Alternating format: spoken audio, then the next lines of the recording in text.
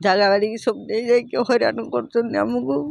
ଆଉ collector office ବାର 3 ଛେକ ଆସିନି, ତହସିଲଦାର ଆରେଇ ଯିବେ ବୋଲି କେହି ଯାଉନାହାନ୍ତି, କିଛି ବୁଝୁନାହାନ୍ତି। ଆମକୁ ଏଇଭଳିଆ ଆମ ଦୁଆର ମୁହଁରେ ପାଣି ଢାଳୁଛନ୍ତି। ଆଉ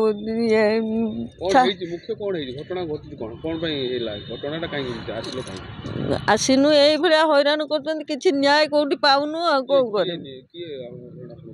ଆମ ଭାଇ ଭଗାରୀ ସବୁ ସେ ବୃନ୍ଦା ଦଳେଇ, ଆଉ ସୁଦାମ ଦଳେଇ, ଆଉ ଇଏ ଦୁର୍ଯ୍ୟୋଧନ ଦଳେଇ, ସନାତନ ଦଳେଇ ଏଇଭଳିଆ କରୁଛନ୍ତି। ଆମ ସେ ମାନେ ମତେ ସେଠି ରଖେଇଦେବେନି, ଆଉ ଏଇଆ କରିକି ଏଇଭଳିଆ ହଇରାଣ କରୁଛନ୍ତି। ଆମ ଜାଗା ବାଡ଼ିକି ନେଇ ଯାଇଛନ୍ତି ନା। ମୁଁ ସରକାରରୁ ଗୋଟେ ଘର ବି ପାଇନି, ଗୋଟେ ହ୍ୟାଣ୍ଡିକ୍ୟାପ୍ଟ ଛୁଆ ବି ଗୋଟେ ପାଇଖାନା ପାଇନି। ପାଇଖାନା ଆସିଲା ବେଳକୁ କାଟି ଦଉଛନ୍ତି, ଘର ବି ଆସିଲା ବେଳକୁ କାଟି ଦଉଛନ୍ତି, କିଛି କରେଇ ଦଉନାହାନ୍ତି। ଭାରି ହଇରାଣ କରୁଛି।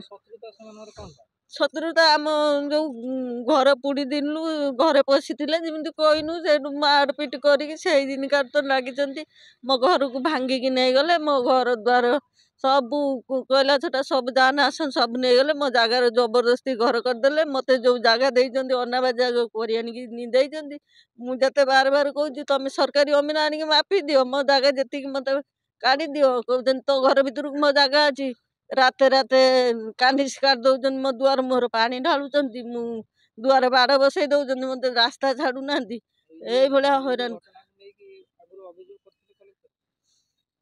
ନା ଏଇ ଆସିନି, ଏବେ 3 ଛେକ ଆସି ସାଇନିନି। କହିଲେ ହଁ ମୁଁ ତହସିଲଦାରକୁ କହିମୁ ଆସିବେ।